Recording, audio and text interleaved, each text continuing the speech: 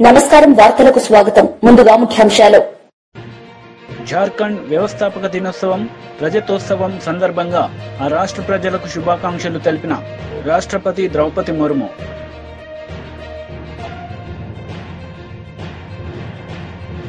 వచ్చే విద్యా సంవత్సరం ప్రారంభానికల్లా ఉపాధ్యాయ నియామక ప్రక్రియ పూర్తి చేస్తాం. మానవ వనరుల శాఖ మంత్రి లోకేష్ వెల్లడి. భగవాన్ బిర్సా ముండా, వీర్ సిడోకన్హు, చాంద్ భైరవ్, తిల్కా మాంఘీ, నీలాంబర్ పితాంబర్ వంటి ఎందరో హీరోలు జార్ఖండ్ ను గర్వపడేలా చేశారని రాష్ట్రపతి ద్రౌపది ముర్ము అన్నారు. సహజ వనరులతో సమృద్దిగా ఉన్న జార్ఖండ్ ప్రజలు దేశ ప్రగతికి ఎన్నలేని కృషి చేశారని చెప్పారు. జార్ఖండ్ వ్యవస్థాపక దినోత్సవం, రజతోత్సవం సందర్భంగా ఆ రాష్ట్ర ప్రజలకు ఎక్స్ వేదికగా ద్రౌపది ముర్ము శుభాకాంక్షలు తెలిపారు.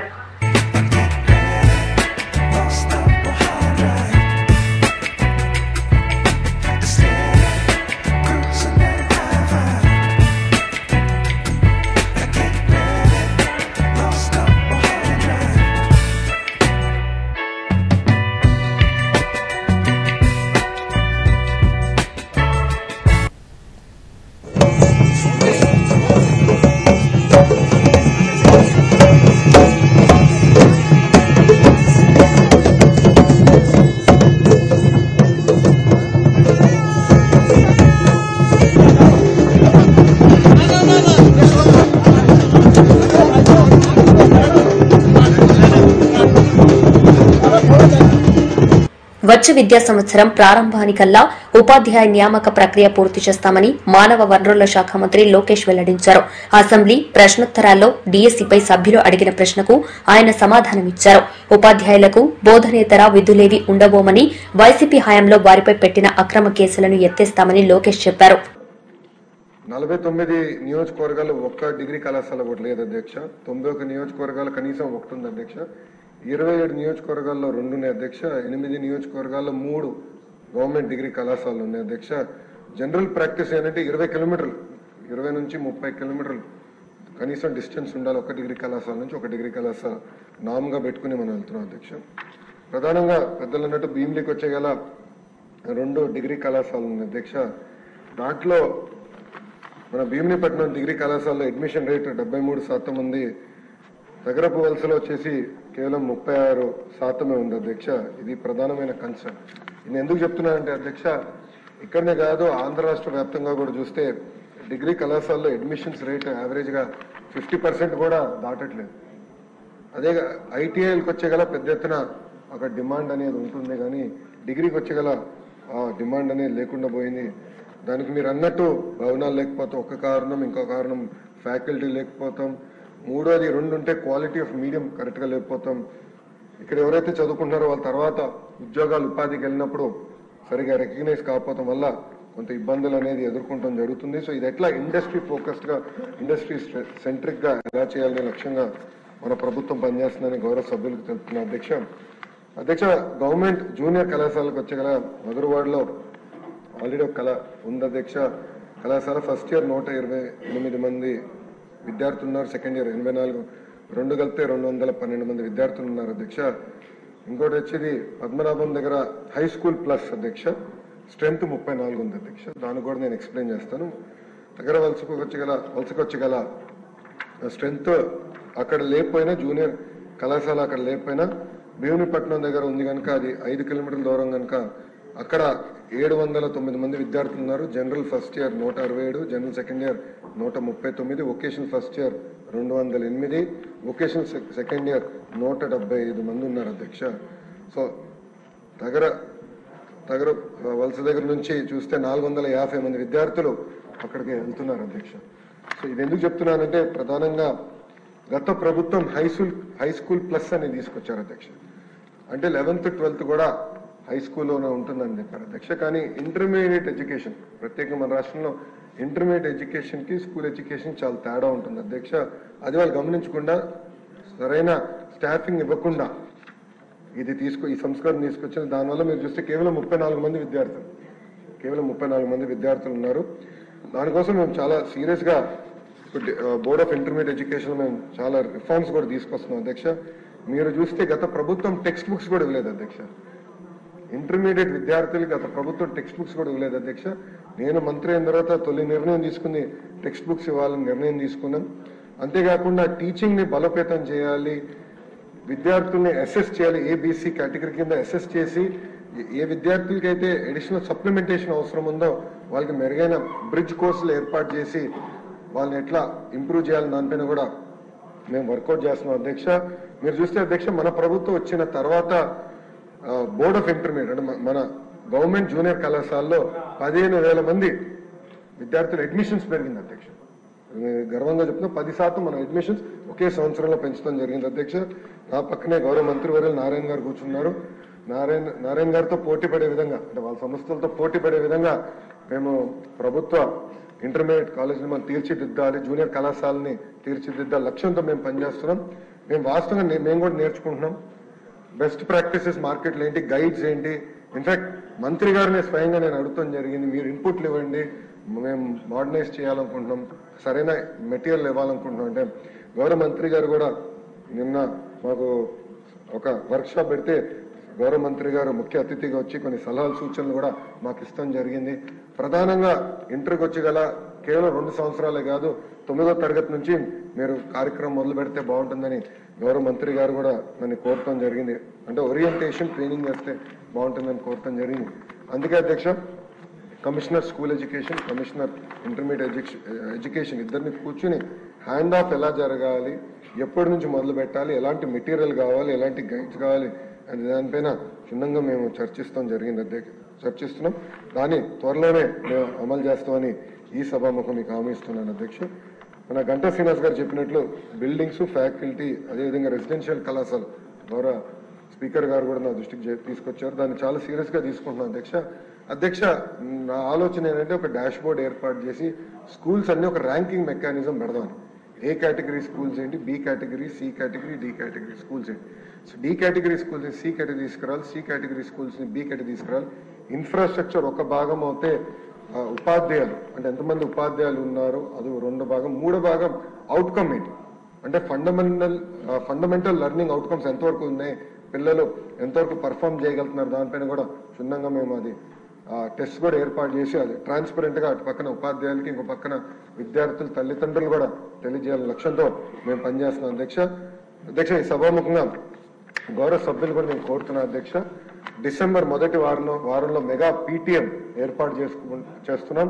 గౌరవ సభ్యులందరూ దాంట్లో పాల్గొవాలని ఈ సభాముఖం కోరుతున్నా అధ్యక్ష. అంతేకాకుండా గౌరవ సభ్యులు కూడా నేను నోటు పంపిస్తాను అధ్యక్ష. ప్రతి సభ్యుడు కంపల్సరీగా ప్రభుత్వ పాఠశాలలకి నెలకి నీ పాఠశాల వెళ్ళి మాకు ఒక రిపోర్ట్ ఇస్తే ఆ రిపోర్ట్ చూసి మార్పులు చేర్పులు ఏం చేయాలి అనే దానికి నాకు ఫీడ్బ్యాక్ ఇస్తుంది అధ్యక్ష. ఎందుకంటే నేను ఒక్కరిని అన్ని ప్రభుత్వ పాఠశాలలు తిరగలేను. గౌరవ సభ్యులకి ఒక 5 సంవత్సరాల్లో అన్ని ప్రభుత్వ పాఠశాలలు మీ కింద ఉన్న అన్ని ప్రభుత్వ పాఠశాలలు ఒక రౌండ్ కానీ వేయగలితే మీకు అవగాహన వస్తుంది, నాకు కూడా మీ రిపోర్ట్ల ద్వారా ఏం చేస్తే బాగుంటుందని కూడా నాకు కూడా తెలుస్తుంది అధ్యక్ష. దయచేసి ఇది గౌరవ సభ్యులు కూడా సీరియస్ గా తీసుకోవాలని ఈ సభాముఖంగా కోరుకుంటూ ఆ నోట్ త్వరలోనే గౌరవ సభ్యులకి నేను డైరెక్ట్ గా పంపిస్తాను. ఏక్ ఓంకార్ సందేశంతో మానవాళికి సమానత్వాన్ని ప్రబోధించిన సిక్కు మత స్థాపకులు గురునానక్ జయంతి సందర్భంగా జూబ్లీహిల్స్ నివాసంలో ముఖ్యమంత్రి రేవంత్ రెడ్డి సలహాదారు నరేందర్ రెడ్డితో కలిసి చిత్రపటానికి పుష్పాంజలి ఘటించారు. సంగారెడ్డి జైల్లో ఉన్న కొడంగల్ లగచర్ల రైతులను పరామర్శించిన బీఆర్ఎస్ వర్కింగ్ ప్రెసిడెంట్ కేటీఆర్ ఈ సందర్భంగా మీడియాతో మాట్లాడారు. మేము ఇక్కడ ఉన్న 16 మందిని కలిసినాం. వాళ్ళల్లో ఒక ప్రభుత్వ ఉద్యోగి ఉన్నాడు, ఒక పంచాయత్ సెక్రటరీ సోదరుడు పేరు రాఘవేంద్ర యాదవ్. ఆ తమ్ముడు చెప్తున్నాడు, అన్నా నేను ఈ మరి వీళ్ళు ఎట్లా పనిచేస్తున్నారో నాకు అర్థం కావట్లేదు. నేను ప్రభుత్వమే చెప్పిన కులగణన అనే కార్యక్రమంలో దినమంతా పాల్గొన్నా, వచ్చి ఆ సంఘటన జరిగినప్పుడు అక్కడ లేను. సాయంత్రం మొత్తం వేరే మండలంలో పాల్గొని నేను ఇంటికి వస్తే సాయంత్రం నన్ను గుంజుకపోయినారని చెప్తా ఉన్నాడు. ఇంకొక తమ్ముడు ఇంకా దారుణం ఏదైతే, అసలు ఆయనకు సంబంధము లేదు, ఆయన ఎక్కడో వనపర్తిలో ఐటీఐ చదువుకుంటున్నాడు. ఆ పిల్లోడు ఒక గిరిజన పిల్లగాడు. ఆయన బస్సు ఎక్కి వనపర్తిలో ఈ సంఘటన జరిగిన తర్వాత మా ఇంటోళ్ళు ఎట్లున్నారో అని చెప్పి సాయంత్రానికి చేరుకున్నాడు. సంఘటన అంతా అయిపోయిన తర్వాత ఆయనను పట్టుకపోయి ఈరోజు జైల్లో తీసుకొచ్చి పెట్టినారు. మేము అడిగినాం ఏం జరిగింది అని. ఏం జరిగింది అంటే వాళ్ళు చెప్పేది ఒకటే, అన్నా మొత్తం 60-70 మందిని మొదలు అరెస్ట్ చేసినారు. 2 DCMలలో ఎక్కించుకొని తీసుకొని పోయినారు. మా దుద్యాల మండల కాంగ్రెస్ పార్టీ అధ్యక్షుడు ఆయన పేరు శేఖరు, ఆయన అనుచరులు కూడా ఈ దాడిలో పాల్గొన్నారు. ఎందుకంటే కాంగ్రెస్ వాళ్ళ భూములు కూడా పోతున్నాయి. వాళ్ళ పేర్లు కూడా చెప్పినారు మాకు. రమేష్, ఇంకా 4 పేర్లు చెప్పినారు. ఒకసారి పేర్లు నరసింహులు, రమేష్, ఇంకా రాములు నాయక్ అని కాంగ్రెస్ వాళ్ళు వాళ్ళ భూములు పోతుంటే వాళ్ళు దాడి చేసినారన్న. మొత్తం 70 మందిని తీసుకుపోయినారు. ముందు తీసుకుపోయినాక తిరుపతి రెడ్డి ఫోన్లో ఆదేశాలు ఇస్తున్నాడు. ఒక రాజ్యాంగేతర శక్తి, ముఖ్యమంత్రి అన్న కావడమే ఆయనకున్న అర్హత. ఆయనకి ఏ పదవి లేదు, ప్రజాప్రతినిధి కాదు. కలెక్టర్లు ఆయన ముంగట మోకరిల్లాల. ఇవాళ అధికారులు మొత్తం RDOలు, పోలీసోళ్ళు ఆయన చెప్పినట్టు ఆడాల. కొడంగల్కు ఆయన చక్రవర్తి, రారాజు. రేవంత్ రెడ్డి కాదు, అక్కడ రేవంత్ రెడ్డిదేం చెల్లదట, తిరుపతి రెడ్డిదే నడుస్తుందట. ఆ తిరుపతి రెడ్డి శిష్యుడు శేఖరు మండల కాంగ్రెస్ పార్టీ ప్రెసిడెంట్. ఈ 70 మందిని తీసుకపోతే 2 DCMలు ఎక్కించి తీసుకపోతే అందులో ఎవరెవరు BRS వాళ్ళు వాళ్ళను మాత్రమే ఇవాళ 21 మందిని రిమాండ్కు పంపినారు. మిగతా వాళ్ళందరినీ ఇంటికి పంపినారు. అలా కాంగ్రెస్ వాళ్ళు దాడి చేసిన వాళ్ళల్లో ఇప్పుడు నేను చెప్పిన పేర్లు ఉన్నాయి, వీడియోలో కనబడతారు, మీరు చూడండి. వాళ్ళని మాత్రం ఇంటికి పంపి ఎవరెవరైతే BRS వాళ్ళో వాళ్ళనే పెట్టండి జైల్లో అని చెప్పి ఈ దాడి మొత్తం BRS వాళ్ళే చేయించిండ్రు. ఈ దాడి మొత్తం రాజకీయ దాడి, ప్రజలు చేసింది కాదు అనే ఒక కుట్ర ప్రభుత్వం చేస్తున్నది. అనుముల రేవంత్ రెడ్డి చేస్తున్నాడు. ఆయన అన్న అనుముల తిరుపతి రెడ్డి ఆ మండల కాంగ్రెస్ పార్టీ అధ్యక్షుడు చేస్తా ఉన్నాడు. వాళ్ళ BRS వాళ్ళనే తీసుకొచ్చి జైల్లో పెట్టడం అంటే వాళ్ళ ఉద్దేశం ఒకటే, తమ చాతగాని తనాన్ని 9 నెలలుగా తమ ప్రభుత్వం విఫలమైన పద్ధతిని ఇవాళ దాచుకోవడానికి, ముఖ్యమంత్రి నియోజకవర్గంలో అధికారులకు జరిగిన పరాభవానికి ఇవాళ ఏం చెప్పాలనో తెలియక సిగ్గు లేకుండా దీనికి రాజకీయ రంగు పులిమి వాళ్ళని బెదిరించే ప్రయత్నం చేస్తూ ఉన్నారు. ఇంకా అరాచకం ఏంటంటే 21 మంది మొత్తం SC, ST, BC రైతులు. ఒక ఆయన విష్ణువర్ధన్ రెడ్డి అని ఆయన కూడా ఉన్నాడు. ఆయన కూడా పాపం ఇంట్లో ఉన్నాడు. వాళ్ళందరినీ పిచ్చి కొట్టుడు కొట్టినారు, చిత్రహింసలు పెట్టినారు, 3rd డిగ్రీ టార్చర్ పెట్టినారు. కొడంగల్ CI, కొడంగల్ SIలు, వికారాబాద్ SP ఆయన పేరు నారాయణ రెడ్డి, వీళ్ళంతా కలిసి వీళ్ళను చిత్రహింసలు పెట్టినారు. 3 గంటలు కొట్టినారు. ఒక్కొక్కరిని చూస్తూ ఉంటే ఇప్పుడే మా అక్క చెప్పినట్టు కాళ్ళు చేతులు కమిలిపోయి ఉన్నాయి. మేము అడిగినాం, మరి ఎందుకు మెజిస్ట్రేట్ ముంగట చెప్పలేదు, కొట్టినాడు ఎందుకు చెప్పలేదు అన్నాం. మీరు చెప్తే మల్ల కొడతాం, మీ ఇంటికి పోయి మీ ఇంటోళ్ళని కొడతామని చెప్పినారు. మిమ్మల్ని మల్ల కొడతాం, జైల్లో కొడతాం, ఇంటికి పోయి మీ ఇంటోళ్ళని కూడా కొడతామని చెప్పినారు. ఎంత అమానవీయంగా, ఎంత క్రూరంగా అంటే ఇంటి మీదికి వీళ్ళనేమో జైలుకు పంపినారు. ఇంటి మీదికి బందిపోట్లను పట్టుకరానికే, ఒసామా బిన్ లాడెన్ లాంటి తీవ్రవాదులను పట్టుకరానికే ఎట్లయితే కూంబింగ్ ఆపరేషన్ చేస్తారో 100 మంది పోలీసులు వచ్చి ఇంటింటికి పోయి తలుపులు దర్వాజాలు తన్నుకుంటూ, గుద్దుకుంటూ, పగలగొట్టుకుంటూ, తాగి బూతులు మాట్లాడుతూ కొంతమంది ప్రైవేట్ వ్యక్తులు, నేను పోలీసు వాళ్ళు అంటలేను, ప్రైవేట్ వ్యక్తులు కొంతమంది కాంగ్రెస్ పార్టీకి సంబంధించిన వాళ్ళు తాగి బూతులు మాట్లాడుతూ ఆ ఇండ్ల మీద దాడి కూడా చేయడం జరిగింది. అక్కడ ఉన్న మహిళలు, అక్కడ ఉన్న ముసలోళ్ళని భయభ్రాంతులు, పిల్లలని భయభ్రాంతులకు గురి చేయడం జరిగింది. వాళ్ళ రేవంత్ రెడ్డి కాంగ్రెస్ పార్టీ ఒకటి గుర్తుపెట్టుకోవాలా, భూమి మీద ఎవడు శాశ్వతంగా ఇక్కడే ఉండడానికి రాలే. నీ పదవి కూడా 5 ఏళ్ళే. అలా మీ ఢిల్లీ వాళ్ళ కోపం వస్తే రేపో ఎల్లుండే తీసి పారేసినా కూడా దిక్కులేదు నీకు. నేను ఒకటే గుర్తు చేస్తున్నా, రేవంత్ రెడ్డి చక్రవర్తివి కాదు, నువ్వేమి రాజువు కాదు, నువ్వేమి పెద్ద నియంతవు కాదు. నీలాంటి వాళ్ళు చాలా మంది వచ్చిండ్రు, చాలా మంది వస్తారు ఇంకా భవిష్యత్తులో. ఒకటి మాత్రం పక్కా, పేదవాళ్లతోని SC, ST, BCలు, చిన్న సన్నకారు రైతులు ఉన్న మొత్తం భూమిని నేను గుంజుకుంటా, ఏమన్నా చేస్తా, నేను కొడంగల్ మాత్రం మా అల్లునికి ఫార్మా కంపెనీ పెట్టిస్తా అంటే ఇది తెలంగాణ సమాజం మాత్రం తప్పకుండా తిరగబడుతుంది. గోపాలపురం శాసనసభ్యులు శ్రీ మద్దిపాటి వెంకటరాజు జన్మదిన ఉత్సవాలు నల్లజర్లలో ఘనంగా జరిగాయి. 2 టన్నుల కేక్ కట్ చేసి అభిమానులకు తినిపించారు.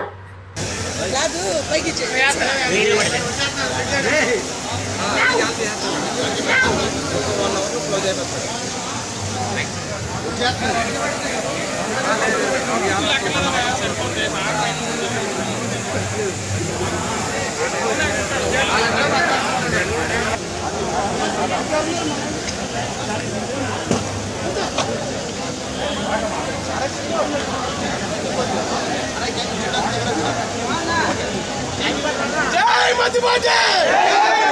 జై మద్దిపాటి! జై మద్దిపాటి!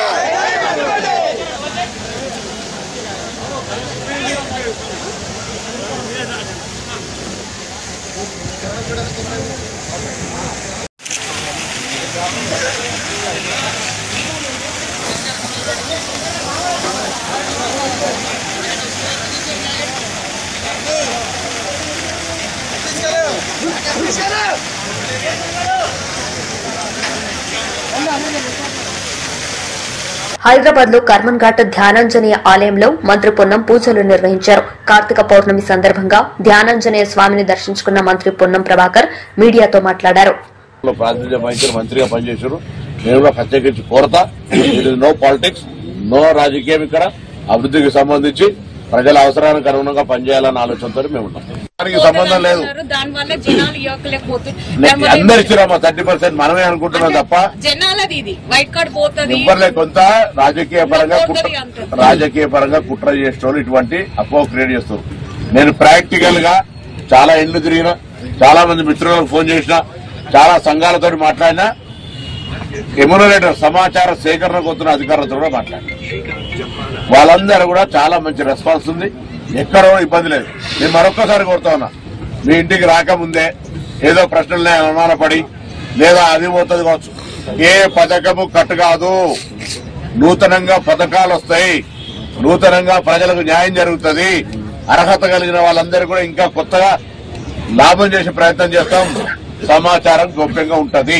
దయచేసి దీనికి ఎవరు కూడా అపోహపడద్దని సందర్భం విజ్ఞప్తి చేస్తాం. దానికి సంబంధం లేదు.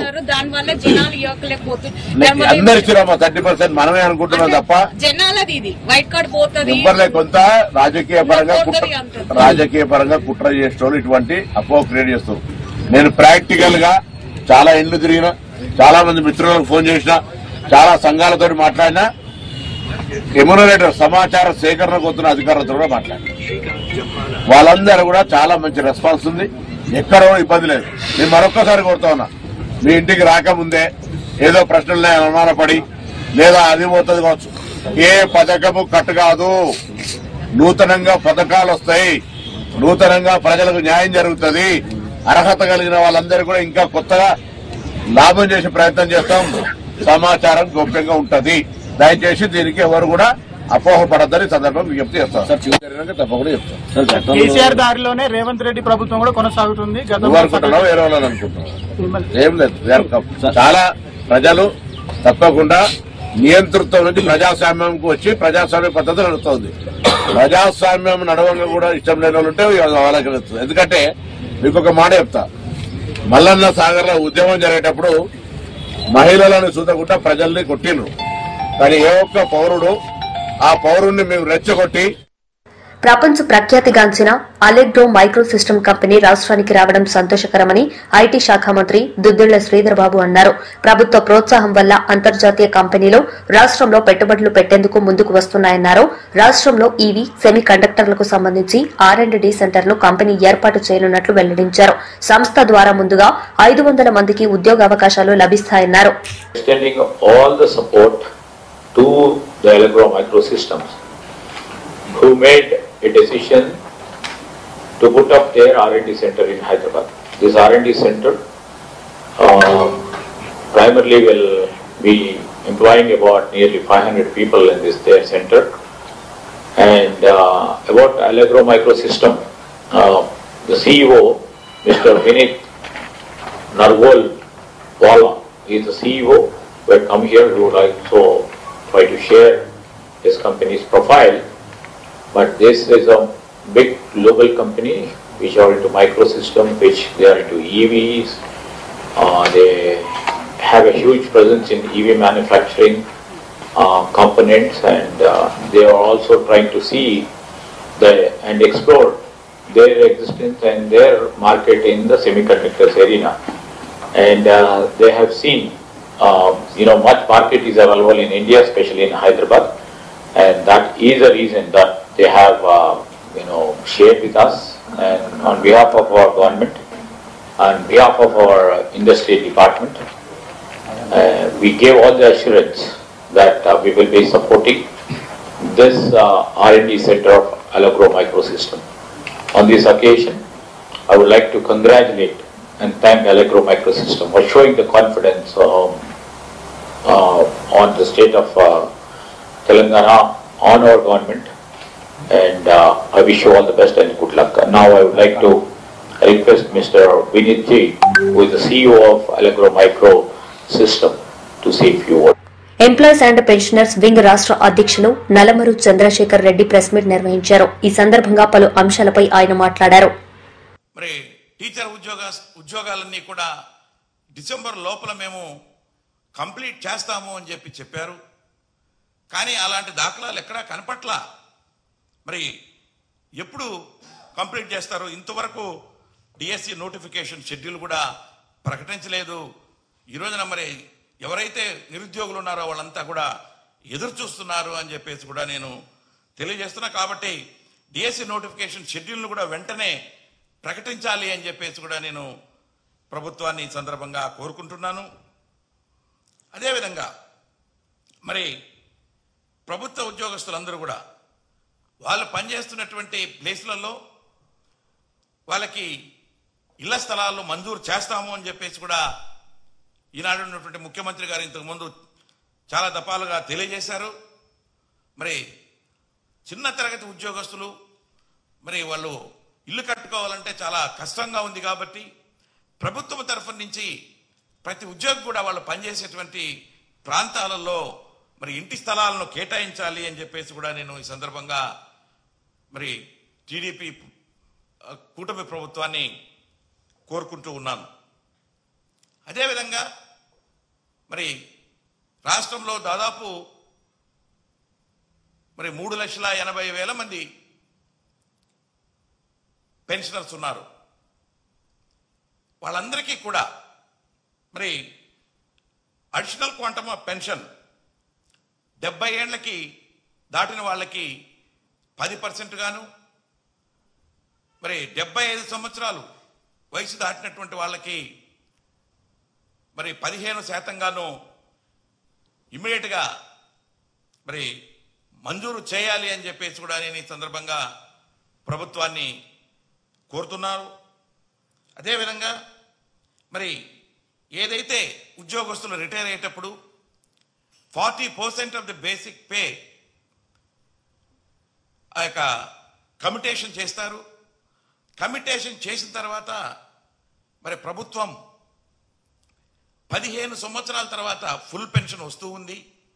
అలా కాకుండా ఏదైతే ఆ 40% రిటైర్ అయినప్పుడు ఇస్తున్నారో పెన్షనర్స్కి అది 11 సంవత్సరాల 3 నెలలకే తీరిపోతుంది. కాబట్టి 11 సంవత్సరాల 3 నెలల తర్వాతనే ఫుల్ పెన్షన్ ఇవ్వాలి ఇన్స్టెడ్ ఆఫ్ 15 years అని చెప్పేసి కూడా మేము దప్పదప్పాలుగా ప్రభుత్వాన్ని కోరుతున్నాం. కాబట్టి ఈనాడు ఈ రాష్ట్రంలోనే కాదు చాలా రాష్ట్రాలలో దేశంలో చాలా మంది కోర్టులు కూడా వెళ్తున్నారు.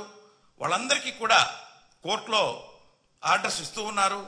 ఎవరైతే కోర్టుకు వెళ్తున్నారో వాళ్ళకి రికవరీ చేయొద్దు, రికవరీ ఆపండి అంటిల్ ఫర్దర్ ఆర్డర్స్, ఆ కోర్టు డెసిషన్ వచ్చేంత వరకు అని చెప్పేసి ఆర్డర్స్ ఇస్తా ఉన్నారు. కాబట్టి ఆ యొక్క పెన్షనర్స్కి ఎవరైతే 11 సంవత్సరాల 3 నెలలు దాటిందో వాళ్ళందరికీ కూడా కోర్టుతో నిమిత్తం లేకుండా మరి ఫుల్ పెన్షన్ ఇవ్వాల్సిందిగా ప్రభుత్వాన్ని నేను ఈ సందర్భంగా కోరుకుంటున్నా.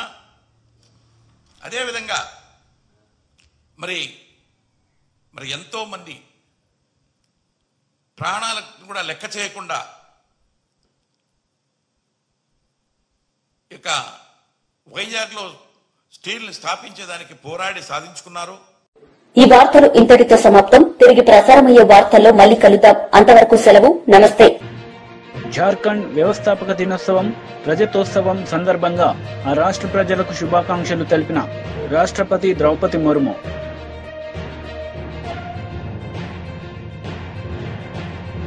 వచ్చే విద్యా సంవత్సరం ప్రారంభానికల్లా ఉపాధ్యాయ నియామక ప్రక్రియ పూర్తి చేస్తాం. మానవ వనరుల శాఖ మంత్రి లోకేష్ వెల్లడి.